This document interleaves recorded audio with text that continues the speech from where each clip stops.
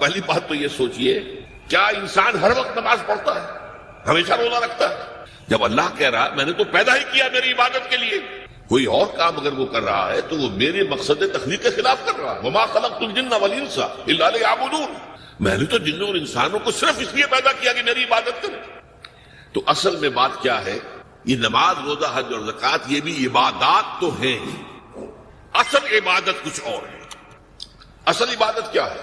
الحمدللہ وکفا والصلاۃ والسلام علی عبادہ الذین اصطفیٰ، خصوصاً علی افضلہم وخاتم النبیین محمد الامین وعلی آلہ وصحبہ اجمعین، اما بعد فاعوذ باللہ من الشیطان الرجیم، بسم اللہ الرحمن الرحیم، رب اشرح لی صدری ویسر لی امری واحلل عقدۃ من لسانی یفقہوا قولی۔ اللہم ربنا الہمنا رشدنا واعذنا من شرور انفسنا، اللہم ارنا الحق حقا وارزقنا اتباعہ وارنا الباطل باطلا وارزقنا اجتنابہ، اللہم وفقنا لما تحب وترضى، آمین یا رب العالمین۔ معزز حاضرین اور محترم خواتین، السلام علیکم ورحمۃ اللہ وبرکاتہ۔ آپ کے علم میں ہے کہ میرا آج کی گفتگو کا عنوان ہے کلمہ طیبہ اور اس کے حوالے سے یا اس کی روشنی میں ہمارے دینی فرائض۔ بچپن میں مجھے امید ہے کہ بہت سے لوگ خوش نصیب ایسے ہوں گے اس مجمع میں جن کی تعلیم کا آغاز قاعدہ یسرنا القرآن سے ہوا ہو یا نورانی قاعدے سے ہوا ہو، اور پھر اس کے بعد حضرت مولانا مفتی کفایت اللہ رحمۃ اللہ علیہ کے کتابچے تعلیم الاسلام جو ہے انہیں پڑھائے گئے ہوں۔ ظاہر بات ہے کہ آج کل وہ رواج ختم ہو چکا ہے، آج کا ہمارا دور مادہ پرستی کا ہے۔ ہماری تعلیم میں بھی آپ کو معلوم ہے کہ کنڈر گارڈن جو ہے اس سے بات شروع ہوتی ہے، اور ممی اور پاپا یہ الفاظ جو ہیں وہ بچوں کو سکھائے جاتے ہیں، اللہ اور اس کے رسول کا نام عام طور پر نہیں پڑھایا جا رہا۔ لیکن یاد ہوگا آپ کو کہ اس سلسلے میں سب سے پہلے ایمان مفصل، ایمان مجمل یاد کرائے جاتے تھے، ایمان کیا کیا ہے، پھر 6 کلمے پڑھائے جاتے تھے۔ یہ 6 کلمے یوں سمجھیے کہ اسلام کی تعلیمات کا لب لباب اور خلاصہ۔ ان میں سے پہلے 2 کلمے کیا ہیں جو اہم ترین ہیں؟ کلمہ طیبہ لا الہ الا اللہ محمد رسول اللہ صلی اللہ علیہ وسلم، یہ مختصر ترین کلمہ ہے، اسے ہم کلمہ طیبہ کہتے ہیں، اور یہ سمجھیے کہ ہمارے دین کی جڑ اور بنیاد اور اساس ہے۔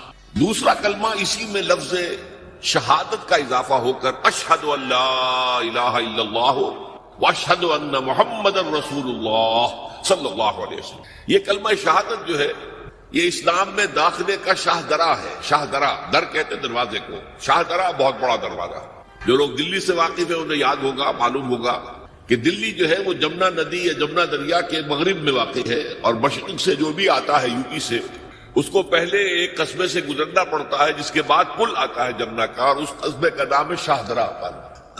اسی طرح کا شاہ درا ایک لاہور میں ہے۔ لاہور جو ہے وہ راوی کے جنوب مشرقی کنارے پر ہے، آباد ہے شہر۔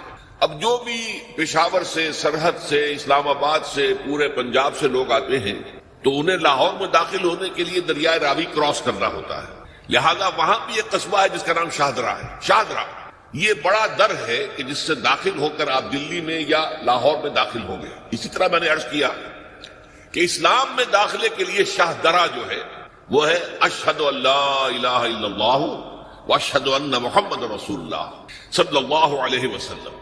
آج میں انہی 2 کے حوالے سے آپ کے سامنے کچھ باتیں رکھ رہا ہوں، باتیں بالکل بنیادی ہیں، اور میں سمجھتا ہوں کہ آپ کے ذہنوں کے اندر موجود ہیں، صرف یہ ہے کہ آپ نے شاید زیادہ کبھی شعوری طور پر توجہ نہ دی ہو اور ان کے بارے میں کہیں گہرا غور و فکر نہ کیا ہو۔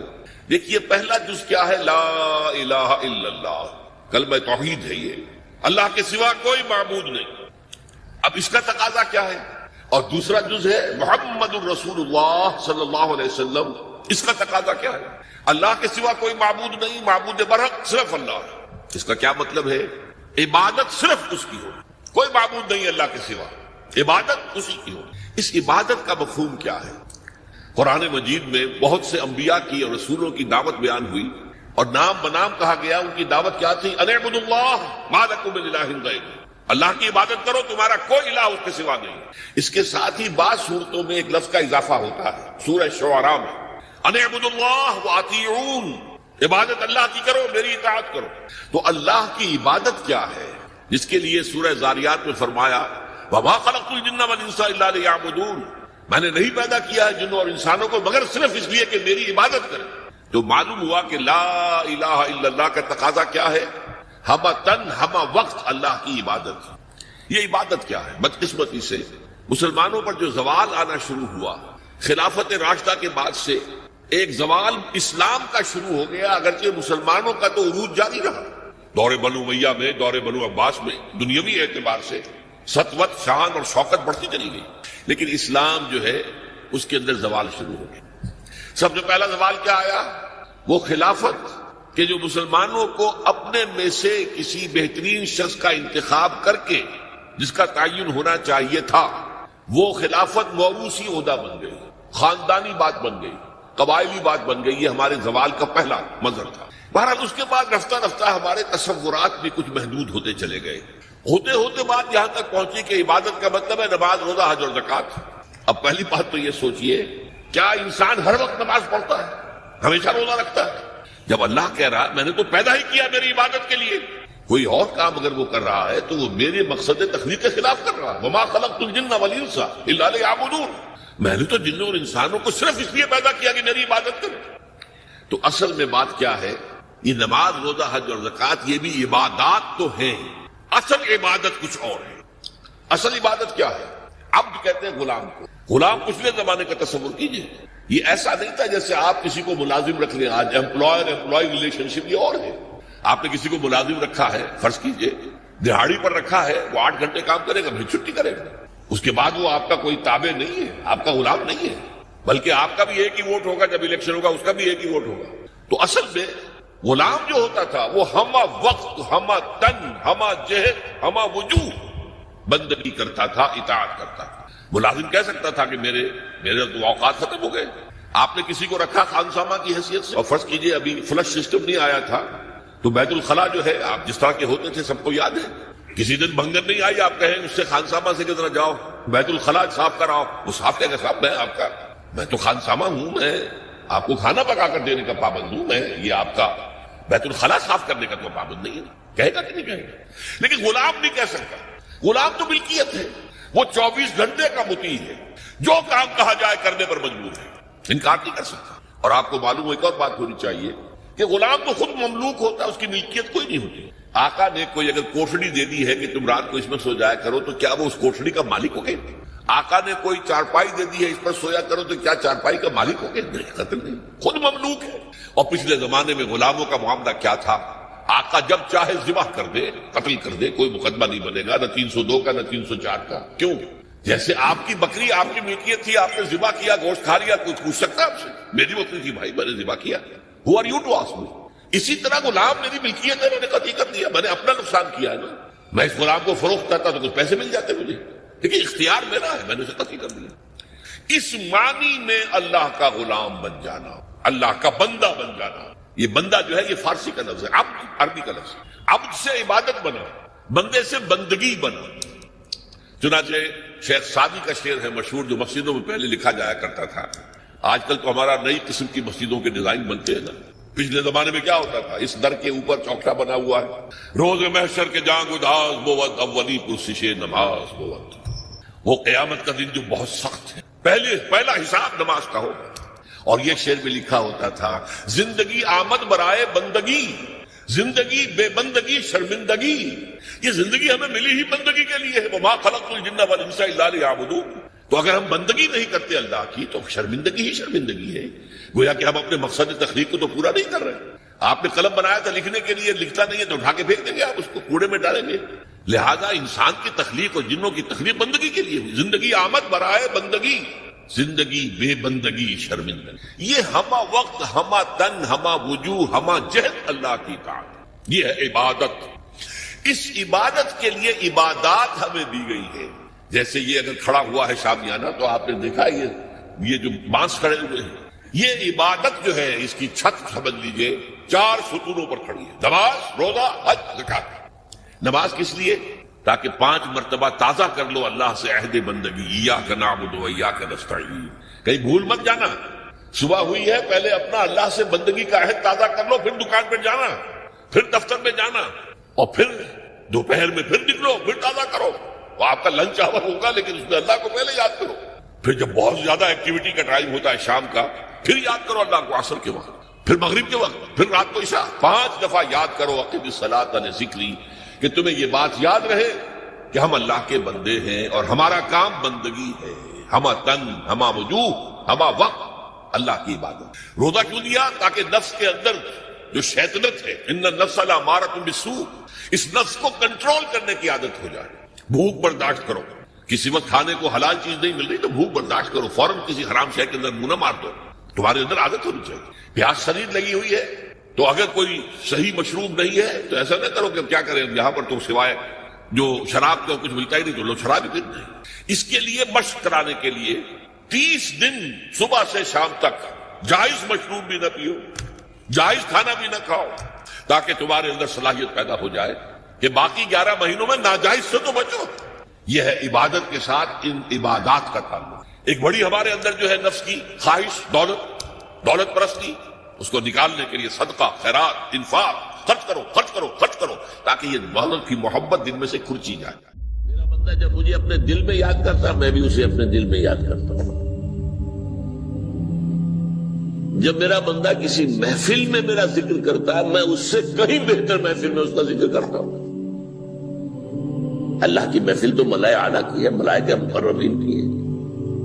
بہرحال اللہ کو تم اپنے دل میں مستحضر رکھو، اللہ تعالیٰ تمہیں بھی یاد رکھے گا. دوبارہ فرمایا احفظ اللہ تجدہ امامک تجاہک،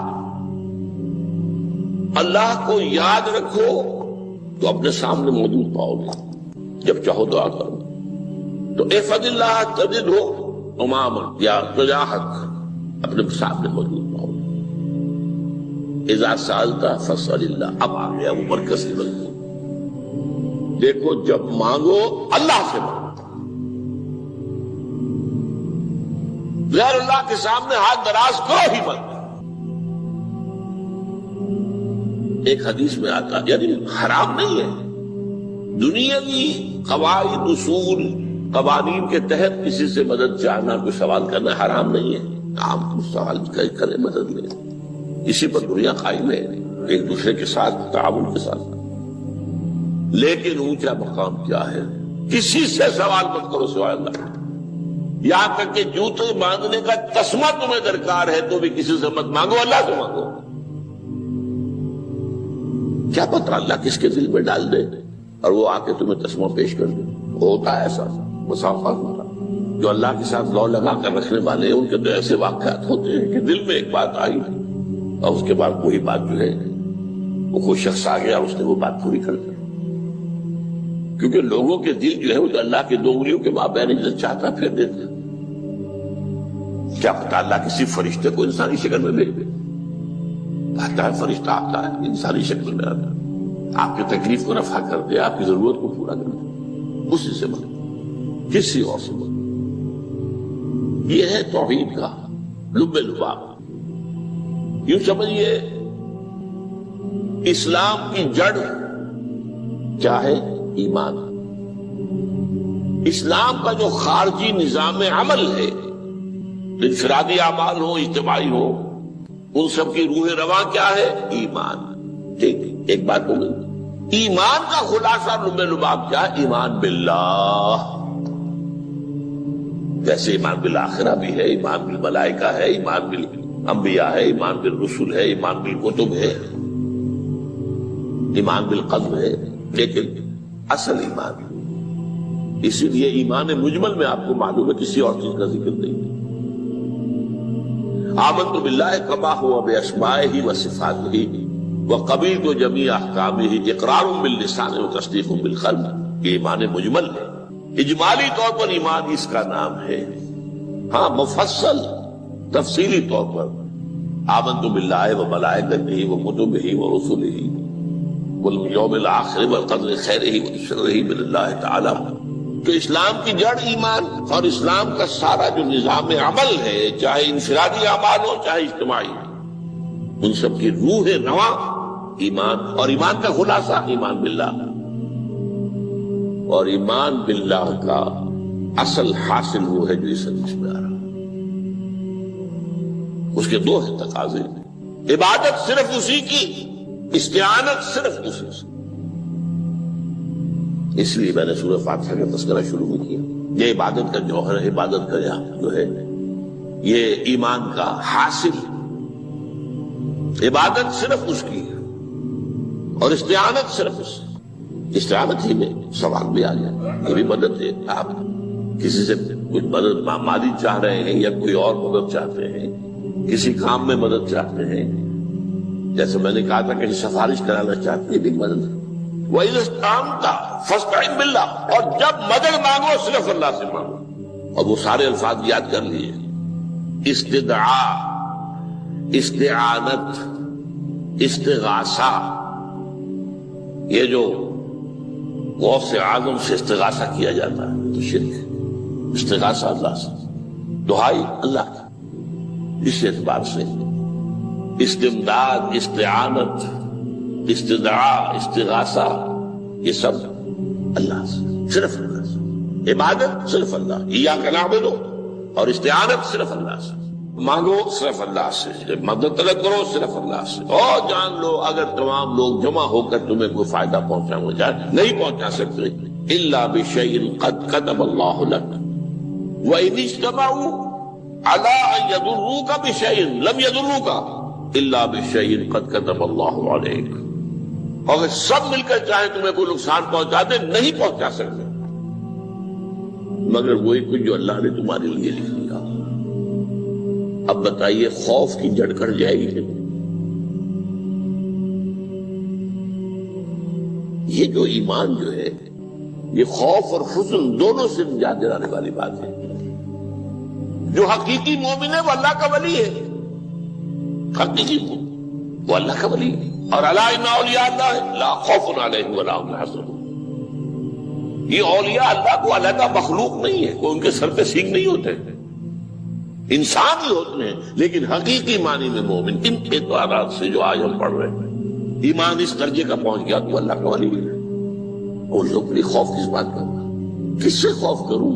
اس کے ہاتھ میں کچھ ہے ہی نہیں، اور اگر کچھ اللہ نے میرے لیے لکھ لیا وہ آ کر رہے گا، چاہے میں لاکھ گڑ گڑاؤں اور اس کے سامنے اب یہ چھوڑ دے، اگر اللہ نے لکھا وہ آیا وہ تو آئے گا، تو کاہے کو اس کے سامنے گڑ گڑانا، کاہے کو جبسائی کرنا اس کے سامنے؟ اور کسی کے ہاتھ میں کچھ ہے ہی نہیں، میرا خیر ہے ہی نہیں، کاہے کو خوشامد کرو اس کی؟ اور سنیے، رفعت الاقلام، دیکھو نوجوان، قلم میں اٹھا لی گئی ہے، وجفت الصحف، اور جو رجسٹر ہیں صحیفے ان کی سیاہی خشک ہو چکی ہے۔ یہ ہے وہ اللہ کا علم، اس میں ہر شے لکھ دی گئی، اس کی قلم اٹھا لیے گئے۔ جیسے آپ کو معلوم ہے امتحان ہوتا تھا، 3 گھنٹے ختم ہو گئے، اسٹاپ رائٹنگ، بس اب قلم رک جانا چاہیے۔ وہ قلم تو تقدیر کا کاتب جو ہے وہ قلم اس کا اب اٹھا لیا گیا، اور جو صحیفے جن پر لکھا گیا وہ خشک ہو گئے۔ یہ تو روایت ہے جو امام ترمذی نے جس کو روایت کیا، یہ متن ان کا ہے جو ہم نے پڑھا ابھی، اور ان کا قول یہ ہے کہ یہ حدیث حسن صحیح ہے، لیکن یہی روایت اور انہی راوی سے عبداللہ ابن عباس سے رضی اللہ تعالیٰ عنہما اور بھی محدثین نے کی ہے۔ اس میں سے ایک اور متن جو ہے وہ یہاں پر امام نووی نے دے دیا ہے، احفظ اللہ تجدہ امامک، یہ تو پہلا وہ ٹکڑا تھا، وقت تو جاہک تھا، یہاں امامک ہے، امام مطلب ایک ہی ہے، اپنے سامنے پاؤ۔ اللہ کی حفاظت کرو، اللہ کو دل میں، اللہ کی یاد کو محفوظ رکھو، گویا کہ اللہ کو مستحضر رکھو۔ ذکر اللہ کے معنی کیا ہے؟ استحضار اللہ فی القلب، یہ ذکر اللہ ہے۔ جنہیں ہم ذکر سمجھ بیٹھے ہیں وہ ذکر کے ذریعے اقیم الصلاۃ لذکری، نماز قائم کرو میری یاد کے لیے، نماز ذریعہ ہے یاد کا۔ یہ علیحدہ بات ہے کہ آپ نے 17 رکعتیں بھی پڑھنی ہو عشاء کی اور یاد آپ کو آئی ہی نہیں کوئی، آپ تو ایک میکینیکل انداز میں جو ہے وہ اٹھک بیٹھک کر رہے ہیں اور آپ کی زبان سے کچھ بھی نکل رہا ہے، تو اس کا آپ کے شعور سے، دل کی گہرائی سے کوئی رابطہ ہے ہی نہیں، وہ ذکر تو نہیں ہوا۔ ہاں نماز فرض تھی وہ ادا ہو گئی، اب کی فرض ادا ہو گئی. تو جنہیں ہم نے ذکر سمجھا وہ ذرائع ذکر، اللہ اللہ سبحان اللہ زبان سے، یہ تاکہ اس کے نتیجے میں وہ ذکر حاصل ہو جائے. استحضار اللہ فی القلب، ذکر کے معنی ہے استحضار اللہ فی القلب. تعرف الی اللہ فی الرخاء، اور دیکھو کشادگی کے وقت میں تم اللہ کو یاد رکھو، اللہ کی طرف رجوع کیے رہو، بھول نہ جاؤ. وہ نہ ہو جو کبھی کہا تھا، بہادر شاہ ظفر کے اشعار میں سے بہت زور کا شعر ہے، ظفر آدمی اس کو نہ جانیے چاہے کتنا ہی روفان مزکا، جسے عیش میں یاد خدا نہ رہی، جسے تیش میں خوف خدا نہ رہا. وہ ہے کشادگی کی حالت میں، جب کہ تمہارے لیے کشادگی ہے، اللہ کی طرف رجوع کیے رکھو. یعرف کا فی الشدہ، تو اللہ اپنی توجہ تم پر رکھے گا شدت کے وقت میں. تمہیں کوئی تکلیف ہے، اس تکلیف کو تم پر آسان کر دے گا. تکلیف تو آنی ہے، لکھی ہوئی ہے، وہ تو آئے گی، لیکن یہ کہ اللہ تعالیٰ اس کی شدت کو، ایک ہی چیز ہے جس کو ایک انسان بہت شدت کے ساتھ محسوس کر رہا ہے، دوسرا آدمی اتنا نہیں محسوس کر رہا ہے. احساس کا معاملہ ہوگا. وہ تو اصل میں اگر انسان کی نرز کٹی ہوئی ہے تو احساس ہوگا ہی نہیں، سرے سے ہی ہوگا. تو اس اعتبار سے اللہ تعالیٰ تمہارے لیے اس شدت کی کمی کر دے گا. وَاعْلَمْ أَنَّمَا أَخْطَأَكَ لَمْ يَكُنْ لِيُصِيبَكَ، اور جان لو جو چیز تم سے چھوٹ گئی ہے، رہ گئی ہے، وہ ہرگز تمہیں ملنے والی نہیں تھی. اب آپ نے کسی ملازمت کے لیے درخواست دی ہے، درخواستیں مانگی گئی ہیں، اپنی سی محنت کر لی، نہیں ملی ملازمت. اب آپ بیٹھے ہوئے افسوس میں، رنج میں، غم میں، فلاں نے یہ کر دیا، فلاں نے یہ کر دیا، وہ فلاں جو ہے بڑی تکڑی سفارش لے آیا تھا، فلاں نے رشوت دے دی. چھوڑو میاں اس کو، وہ تمہارے لیے نہیں تھی. کاہے کو اپنے ذہن کے اندر یہ کھچڑی پکا رہے ہو بیٹھے ہوئے؟ خواہ آپ شاید سوء ظن میں بھی مبتلا ہو رہے ہو، کسی نے نہ رشوت دی اور آپ سمجھتے ہو کہ رشوت دی ہے اس نے. یہ ساری چیزیں جو ساری سیئات، ان کی جڑ کٹ جائے گی. وَعْلَمْ أَنَّمَا أَخْطَأَكَ لَمْ يَكُنْ لِيُصِيبَكَ وَمَا أَصَابَكَ، اور جو چیز تم پر آ گئی، لَمْ يَكُنْ لِيُخْطِئَكَ، ہو ہی نہیں سکتا تھا کہ وہ تم پر نہ آنا. یہ کر لیتا تو ہو جاتا، شاید یہ کر لیتا، میں نے ٹیکا پہلے لگوا دیا ہوتا تو یہ بات نہ ہوتی. بھائی وہ جو ہونا تھا وہ ہونا تھا. اب یہ وہ چیز ہے جس سے انسان میں کیفیت پیدا ہوتی، تسلیم و رضا. ہم بھی تسلیم کی خو ڈالیں گے، بے نیازی تیری عادت ہی صحیح. اے اللہ جو تو نے چاہا مجھے قبول ہے. اسی لیے میں نے آپ کو آیتیں سنائی سورہ تغابن کی، ما اصاب من مصیبت الا باذن اللہ، کوئی مصیبت نہیں آتی مگر اللہ کے اذن سے. ومن یؤمن باللہ یہد قلبہ، جو اللہ پر ایمان رکھتا ہو اللہ اس کے دل کو ہدایت دے دیتا ہے. ہدایت کس بات کی؟ تسلیم و رضا. دوستان سلامت کے تو خنجر آزمائی، نہ شبن نصیب دشمن کے شبن ہلا کے تیغت.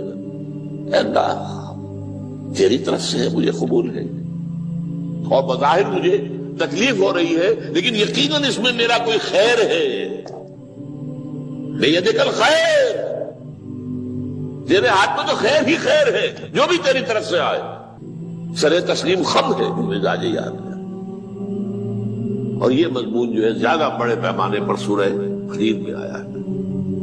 ما اصاب من مصیبت فی الارض ولا فی انفسکم الا فی کتاب من قبل ان نبرأها، کوئی مصیبت نہیں آتی نہ تمہاری جانوں میں نہ زمین میں. زمین میں زلزلہ آ جانا، سیلاب آ جانا، کچھ اور زمین کا دھنس جانا، یا یہ ہے کہ تمہاری جانوں میں کوئی بخار ہو گیا تو اور تکلیف ہو گئی، اچانک معلوم ہوا کہ انسان کو کینسر ہے اور کینسر بھی اب 3rd سٹیج کو پہنچ چکا ہے.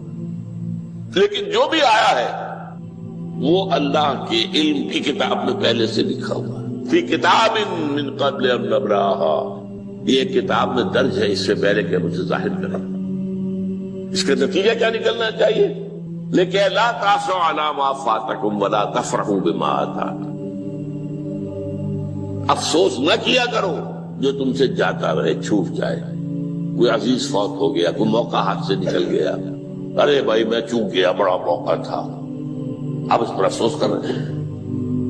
نہیں، جو چیز دیکھیں لا تاسوا علی ما فاتک ولا تفرحوا بما آتاک، جو اللہ تمہیں دے دے اس پر اتراؤ مت، وما اصابک لم یکن لیخطئک واعلم ان النصر مع الصبر، اور جان لو اللہ کی مدد صبر کے ساتھ آتی ہے، جو آئے اس کی طرف سے جھیلو، زبان پر کلمہ شکوہ اور شکایت نہ آئے،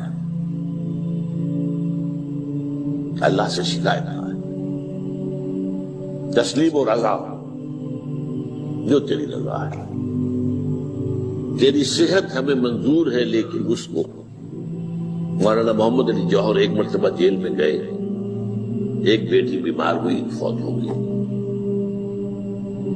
اس کے بعد دوسری مرتبہ پھر جیل میں گئے، دوسری بیٹی کو وہی بیماری ہوئی، جیل میں اطلاع ملی کہ بیٹی کو یہ بیماری ہو گئی ہے، تو خط لکھا ہے اشعار کی شکل میں، کا آخری شعر یہ ہے، تیری صحت ہمیں منظور ہے لیکن اس کو نہیں منظور تو پھر ہم کو بھی منظور،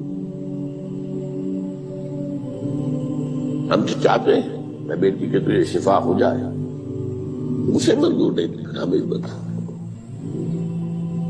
وَاعْلَمْ أَنَّ النَّصْرَ مَعَ الصَّبْرِ وَأَنَّ الْفَرَجَ مَعَ الْكَرْبِ، فرج، فراخی، کھل جانا کسی چیز کا، یہ ہے کرب کے ساتھ، تکلیف کے ساتھ، تکلیف ہوتی ہے ساتھ، اللہ نے قانون بنایا ہے دنیا کا۔ اب آپ اندازہ کیجئے بچے کی ولادت میں ماں کو کتنی تکلیف اٹھانی پڑتی ہے۔ آج کل تو فیشن ہو گیا ہے، سیدھے سیدھے جاؤ، آپریشن کراؤ، تکلیف سے بچ جاؤ، لیکن یہ ہے کہ یہ بھی آپ کے علم میں ہوگا، وہ ساری تکلیف جیسے ہی بچے کو لا کر ماں کے برابر لٹایا ہے، ساری تکلیف ختم، پھر جو راحت اس سے میسر آتی ہے۔ ان الفرج مع الکرب وان مع العسر یسرا، اسی لیے میں نے وہ آیتیں بھی پڑھی تھی، ان مع العسر یسرا ان مع العسر یسرا، اس دنیا میں یہ اللہ نے نظام بنایا ہے، سختیاں جھیلنی ہی ہوں گی، لقد خلقنا الانسان فی کبد، ہم نے انسان کو پیدا کیا مشقت کے اندر، مشقت تو کرنی پڑے گی، کسی کی جسمانی مشقت زیادہ، کسی کی ذہنی مشقت زیادہ، مشقت سے چارہ کسی کو نہیں، تو یہ ہے ان مع العسر